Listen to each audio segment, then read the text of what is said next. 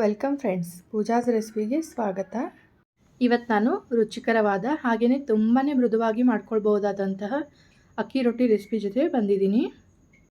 ಎಷ್ಟೇ ಸತಿ ಪ್ರಯತ್ನ ಪಟ್ಟರೂ ಅಕ್ಕಿ ರೊಟ್ಟಿ ಸಾಫ್ಟಾಗಿ ಬರ್ತಾ ಇಲ್ಲ ಅಂದರೆ ನಾನು ಹೇಳೋ ವಿಧಾನದಲ್ಲಿ ಒಮ್ಮೆ ಮಾಡಿ ನೋಡಿ, ತುಂಬಾ ಸಾಫ್ಟಾಗಿ ಬರುತ್ತೆ ಫ್ರೆಂಡ್ಸ್. ನೀವು ಈ ಅಕ್ಕಿ ರೊಟ್ಟಿನ ಬೆಳಿಗ್ಗೆ ಮಧ್ಯಾಹ್ನ ರಾತ್ರಿ ಯಾವಾಗ ಬೇಕಾದರೂ ಬಿಸಿ ಬಿಸಿಯಾಗಿ ಮಾಡ್ಕೊಂಡು ತಿನ್ಬೋದು.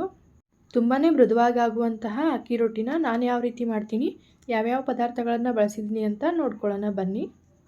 4 ಬಟ್ಲು ಅಕ್ಕಿ ಹಿಟ್ಟು, 1 ಬಟ್ಲು ಕ್ಯಾರೆಟ್ ತುರಿ, 1 ಬಟ್ಲು ತುರಿದಿರುವ ಸೌತೆಕಾಯಿ, ಅರ್ಧ ಬಟ್ಲು ಸಣ್ಣ ಕಟ್ ಮಾಡಿದ ಈರುಳ್ಳಿ, 1 ಬಟ್ಲು ಸಣ್ಣ ಕಟ್ ಮಾಡಿದ ಕೊತ್ತಂಬರಿ ಸೊಪ್ಪು, 4 ರಿಂದ 5 ಸಣ್ಣ ಕಟ್ ಮಾಡಿದ ಹಸಿಮೆಣಸಿನಕಾಯಿ, ಸ್ವಲ್ಪ ಜೀರಿಗೆ ಪುಡಿ, ರುಚಿಗೆ ತಕ್ಕಷ್ಟು ಉಪ್ಪು, ಸ್ವಲ್ಪ ತುಪ್ಪ.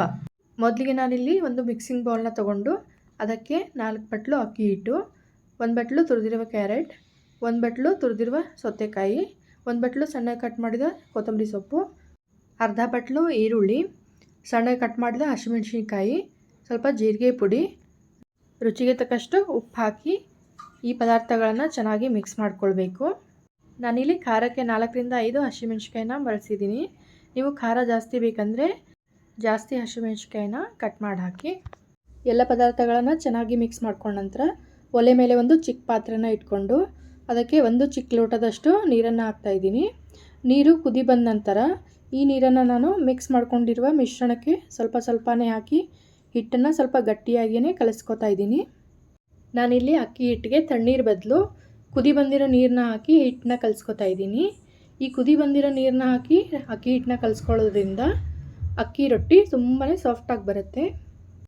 ಈ ಹಿಟ್ಟನ್ನು ನೀವು ಕಲಸಿದ ತಕ್ಷಣವೇ ಅಕ್ಕಿ ರೊಟ್ಟಿನ ಮಾಡ್ಕೊಳ್ಬೋದು, ನೆನೆಯೋಕ್ಕೆ ಬಿಡೋ ಅವಶ್ಯಕತೆ ಇಲ್ಲ ಫ್ರೆಂಡ್ಸ್. ಈ ಹಿಟ್ಟನ್ನು ನಾನು ಗಟ್ಟಿಯಾಗಿ ಕಲಿಸ್ಕೊಂಡು ಇಟ್ಕೊಂಡಿದ್ದೀನಿ. ನಂತರ ಒಲೆ ಮೇಲೆ ತವಾನ ಬಿಸಿಗೆ ಇಟ್ಕೊಂಡು ತವಾ ಬಿಸಿಯಾಗುವಷ್ಟರಲ್ಲಿ ನಾನಿಲ್ಲಿ ಒಂದು ಹೋಳಿಗೆ ಪೇಪರ್ನ ತೊಗೊಂಡಿದ್ದೀನಿ. ಅದರ ಮೇಲೆ ನಾನು ಅಕ್ಕಿ ರೊಟ್ಟಿನ ತಟ್ಕೊತಾ ಇದ್ದೀನಿ.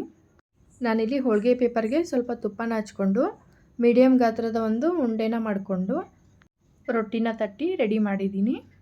ಇವಾಗ ಬಿಸಿಯಾಗಿರೋ ತವಾದ ಮೇಲೆ ಒಂದು 4 ರಿಂದ 5 ಡ್ರಾಪಷ್ಟು ತುಪ್ಪನ ಹಾಕ್ಕೊಂಡು ತಟ್ಕೊಂಡಿರೋ ರೊಟ್ಟಿನ ತವಾದ ಮೇಲೆ ಹಾಕಿ ಬೇಯಿಸ್ಕೊತಾ ಇದ್ದೀನಿ. ಅಕ್ಕಿ ರೊಟ್ಟಿನ ಬೇಯಿಸ್ಕೊಳ್ಳೋದಕ್ಕೆ ತುಪ್ಪದ ಬದಲು ನೀವು ಅಡುಗೆ ಎಣ್ಣೆ ಕೂಡ ಬಳಸಬಹುದು. ನೀವು ಈ ಅಕ್ಕಿ ರೊಟ್ಟಿನ ಎಷ್ಟು ತೆಳ್ಳಗೆ ಬೇಕಾದರೂ ತಟ್ಕೋಬೋದು. ಈ ಅಕ್ಕಿ ರೊಟ್ಟಿನ ಬೇಯಿಸ್ಕೊಳ್ಳೋದಕ್ಕೆ ಜಾಸ್ತಿ ತುಪ್ಪ ಅಡುಗೆ ಎಣ್ಣೆನ ಬಳಸೋ ಅವಶ್ಯಕತೆ ಇಲ್ಲ ಫ್ರೆಂಡ್ಸ್. ನೀವು ಈ ಅಕ್ಕಿ ರೊಟ್ಟಿನ ಮೀಡಿಯಮ್ ಲೋ ಫ್ಲೇಮಲ್ಲಿನೇ ಬೇಯಿಸ್ಕೊಳ್ಬೇಕು. ನಾನಿಲ್ಲಿ ಅಕ್ಕಿ ರೊಟ್ಟಿನ ಬೇಯಿಸ್ಕೊಂಡು ಒಂದು ತಟ್ಟೆಗೆ ಹಾಕಿ ಇಟ್ಕೊತಾ ಇದ್ದೀನಿ. ನಾನು ಇದೇ ರೀತಿ ಎಲ್ಲ ಅಕ್ಕಿ ರೊಟ್ಟಿನ ತಟ್ಕೊಂಡು ಬೇಯಿಸ್ಕೊಂಡು ತಟ್ಟೆಗೆ ಹಾಕಿ ಇಟ್ಕೊಂಡಿದ್ದೀನಿ. ನಾನು ತೆಗೆದುಕೊಂಡಿರುವ ಪದಾರ್ಥಗಳ ಅಳತೆ ಪ್ರಕಾರ ಈ ಹಿಟ್ಟಿನಲ್ಲಿ 4 ರಿಂದ 5 ರೊಟ್ಟಿನ ಮಾಡ್ಕೊಳ್ಬೋದು. ನೋಡಿ ಫ್ರೆಂಡ್ಸ್, ಅಕ್ಕಿ ರೊಟ್ಟಿ ಎಷ್ಟು ಮೃದುವಾಗಿ ಬಂದಿದೆ ಅಂತ. ನಾನು ಇಲ್ಲಿ ಇದನ್ನು ಕಟ್ ಮಾಡಿ ಕೂಡ ತೋರಿಸ್ತಾ ಇದ್ದೀನಿ. ಫ್ರೆಂಡ್ಸ್, ಈ ಮೃದುವಾದ ಅಕ್ಕಿ ರೊಟ್ಟಿನ ನೀವು ಒಂದು ಸತಿ ಮನೇಲಿ ಮಾಡಿ ತಿಂದು ನೋಡಿ, ಹೇಗೆ ಬಂದಿತ್ತು ಅಂತ ನನಗೆ ಕಮೆಂಟ್ ಬಾಕ್ಸಲ್ಲಿ ತಿಳಿಸಿ. ನಾನಿಲ್ಲಿ ಅಕ್ಕಿ ರೊಟ್ಟಿನ ಟೊಮೆಟೊ ಕಾಯಿಂದ ಮಾಡಿರುವ ಚಟ್ನಿ ಜೊತೆ ಸರ್ವ್ ಮಾಡ್ತಾ ಇದ್ದೀನಿ. ನೀವು ಇದನ್ನು ಮೊಸರು ಕಾಯಿ ಚಟ್ನಿ ಜೊತೆ ಕೂಡ ತಿನ್ಬೋದು. ಇವತ್ತು ನಾನು ಮಾಡಿರುವ ಮೃದುವಾದ ಅಕ್ಕಿ ರೊಟ್ಟಿ ರೆಸಿಪಿ ನಿಮಗೆ ಇಷ್ಟ ಆಗಿದ್ದರೆ ನನ್ನ ವಿಡಿಯೋಗೊಂದು ಲೈಕ್ ಕೊಡಿ, ಶೇರ್ ಮಾಡಿ, ನನ್ನ ಚಾನಲ್ನ ಸಬ್ಸ್ಕ್ರೈಬ್ ಮಾಡಿಕೊಂಡು ವಿಡಿಯೋನ ನೋಡಿ. Thank you.